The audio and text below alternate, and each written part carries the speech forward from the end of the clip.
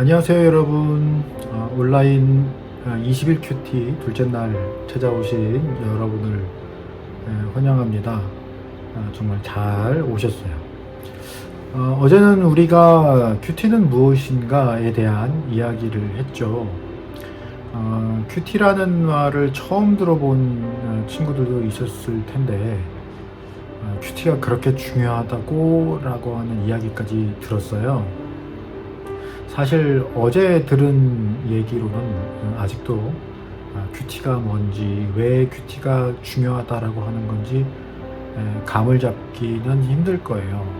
이제 앞으로 본격적으로 큐티를 통해서 말씀 묵상을 해봐야 그 의미가 무엇인지 감이 올 것 같아요. 자, 그러면 큐티가 무엇인지는 어제 들었으니까 그럼 큐티는 어떻게 하는 걸까요? 여러분 교재 보면서 같이 이야기 나눌까요? 교재 3페이지입니다. 자, 3페이지 보시면 스텝 1서부터 시작해서 여러 단계가 나누어져 있죠. 자, 스텝 1, 첫 번째 단계, 시작 기도하기예요. 신약성경 디모데후서 3장 16절 말씀을 보면 이렇게 기록되어 있습니다. 모든 성경은 하나님의 감동으로 된 것으로 교훈과 책망과 바르게 함과 의로 교육하기에 유익하니 라고 말씀하고 있거든요. 이 말씀은 모든 성경, 즉 하나님의 모든 말씀이 영적 감동으로 쓰여진 것이다 라는 의미예요. 그렇기 때문에 말씀에 담아두신 하나님의 뜻을 우리가 이해하고 깨달으려면 성경을 쓰게 하실 때 주셨던 동일한 감동이 있어야만 해요. 그 감동을 우리는 다른 말로 성령의 지혜라고도 하는데요. 성령의 지혜를 기록자들에게 주셔서 성경을 기록했던 것처럼 우리에게 성령의 지혜를 달라고 말하고 성령의 지혜를 통해서 우리는 하나님의 말씀에 담겨있는 그 깊은 뜻을, 교훈을 깨달을 수 있게 돼요. 자, 그럼 성령의 지혜를 달라고 말하려면 어떻게 해야 되겠어요? 그렇죠? 하나님께 말하려면 기도해야 돼요. 말씀을 깨달을 수 있는 지혜를 주세요. 이렇게요. 우리 집에 들어가려면 우리 집 문에 맞는 번호를 누르고 들어가야 되죠. 다른 집 번호 수십 개, 수백 개를 아무리 많이 가져와서 눌러봐도 열리지 않아요. 내 집에는 내 집에 맞는 번호가 있는 거예요. 내 집, 말씀의 집으로 들어가는 바로 그 번호가 기도예요. 다른 것으로는 말씀의 감동을 받을 수도, 말씀의 감동으로 들어갈 수도 없어요. 자, 스텝 2, 두 번째 단계, 말씀을 3번 읽기. 여기서 3번이라는 것은 최소, 적어도 3번 이상은 읽어야 한다는 거예요. 여러분 교재의 설명에도 나와 있지만 기도 후에는 말씀을 여러 번 정독이라는 것은 천천히 의미를 생각하면서 읽는 것을 말하죠. 정독을 해야 돼요. 교재에는 3번을 어떻게 읽으라고 가르쳐 주고 있어요. 먼저 소리내서 읽어라. 소리내서 읽으면 분위기도 환기가 되고 나 자신에게도 내가 지금 여기에 집중하고 있어 라고 하는 신호를 보내주기도 한다고 그러죠. 그리고 눈으로만 읽는 게 아니라 내 목소리로 말하고 그거를 또 귀로도 듣죠. 최대한 여러 감각을 다 동원해서 읽으면 뇌에 더 많이 자극을 줘서 기억에 잘 남게 한다고 그러잖아요. 두 번째는 표시하면서 읽으라고 했어요. 첫 번째는 내 목소리로 크게 읽는 것이었는데 두 번째는 표시하면서. 처음에 내용을 파악하면서 읽었으면 두 번째 읽을 때는 눈에 좀 더 띄고 마음에 와 닿는 구절에 밑줄을 긋던가 아니면 형광펜으로 색깔을 칠하면서 읽어보는 거예요. 그 다음에 읽을 땐 두 번째에 표시했던 부분을 중점적으로 다시 한번 읽어보는 거죠.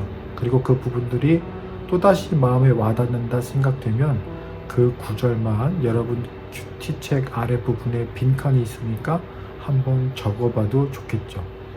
여러분이 공부할 때도 써먹으면 좋은데 마음에 와 닿았던 것 혹은 암기한 것들을 내 말로 적어보면 내 머릿속에서 정리가 잘 됩니다. 자, 스텝 3, 세 번째 단계에선 눈을 감고 묵상하기예요. 앞서 눈여겨봤던 구절들을 중심으로 눈을 감고 한번 되새겨보는 거예요. 옆에 그 교재 여러분 네모칸 안에 보면 묵상을 위한 좋은 질문들이라고 되어 있지요. 하나님이 무엇을 기뻐하실까? 무엇을 원하실까? 내가 피해야 할 것은 무엇인가? 어떤 열매를 맺고 있을까? 어떤 결심을 하고 어떻게 살아야 할까? 이것을 이제 말해주는 게 아까 우리가 처음에 읽었던 말씀 디모데후서 3장 16절에 나와 있는 교훈, 책망, 위로, 권면입니다. 자, 목사님은 여러분에게 여기 2단계, 3단계를 주로 도와드릴 거예요. 무슨 말인지 잘 모르겠는 거, 용어 설명이라든가 혹은 이 말씀을 어떻게 해석해야 될 것인가, 묵상하는 방법, 이러한 것들을 주로 여러분들에게 알려드리려고 해요. 이렇게도 묵상할 수 있고요, 저렇게도 묵상할 수 있고요, 이런저런 예들을 들어서 여러분들한테 예시를 알려드릴 거예요. 자, 스텝 4, 말씀을 적용하기예요. 자, 그동안은 말씀의 내용을 가지고 우리가 이야기했다면 거기서 얻은 묵상을 이제 내게 내게 적용을 해야 돼요. 즉 지금까지는 성경 안에서의 이야기라면 이제 그걸 내 삶으로 끌고 와야 돼요. 그래야 그 말씀이 내 것이 되는 거예요. 무슨 말인지 조금 어려울 수 있어요. 하지만 목사님하고 계속 큐티를 하다가 보면 자연히 익숙해질 수 있어요. 그러려면 여러분들 열심히 들어야 되겠죠, 그죠? 자, 그리고 나서 마지막으로 기도하면서 내게 적용한 말씀을 잘 지키게 해달라고, 힘과 용기를 달라고, 믿음을 달라고 기도하면서 다짐을 하는 거예요.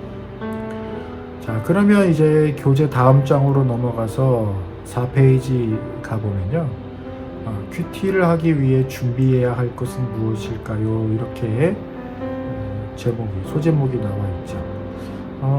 어제 여러분들에게 큐티가 무엇일까요? 라고 하는 주제를 가지고 얘기하면서 어느 정도 얘기한 이야기들이 있어요. 자, 큐티는 말 그대로 quiet time, 조용한 시간이기 때문에 그런 환경이 필요하다고 눈의 강조를 했었죠.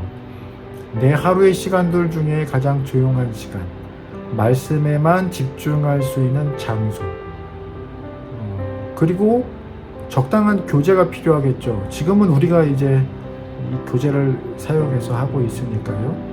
근데 20일이 지나고 나면 이 큐티책은 끝나니까 그 다음번에는 기독교 백화점이나 인터넷 서점에서 큐티책을 내게 맞는 것을 정해서 골라서 할 수 있으면 좋을 것 같아요. 또 다른 무엇보다도 가장 중요한 것은 뭐예요? 마음의 준비예요. 마음의 준비. 다른 것들이 다 준비되었더라도 마음이 준비가 되지 않으면 큐티하기 힘들어요. 큐티책을 사놓고 마음의 준비가 안 돼서 그 큐티책 한 번도 안 열어보고 그 책을 버리는 수들도 많은걸요. 말씀에 대한 흥미와 관심, 그리고 하나님의 말씀을 내 삶에 모셔드리기 원하는 마음, 이러한 것들을 위해서 기도해야겠죠. 저에게 이런 마음을 주세요. 그리고 주변에 여러분들의 부모님이나 할아버지, 할머니께 아니면 담임선생님께 기도를 부탁드려보세요. 제가 말씀을 매일매일 잘 먹을 수 있게, 열심히 묵상할 수 있게 기도해 주세요. 이렇게요. 그래서 오늘은 숙제가 있어요. 기도 부탁을 할 수 있는 분들을 여러분들이 마음으로 정하세요. 그리고 기도 부탁을 드리고 누구에게 부탁을 드렸는지 우리 담임선생님들한테 카톡으로 알려주세요. 그러면 쌤들께서도 목사님에게 알려주실 거예요. 아시겠죠? 네. 자, 오늘은 여기까지고요. 내일부터 본격적으로 본문을 가지고 큐티를 시작할 건데 여러분도 기도로 좀 준비하시고 목사님도 기도로 준비하고 있어요. 우리 선생님들도 마찬가지고요. 내일부터 열심히 잘 해봐요. 알았죠? 내일 만나요. 안녕.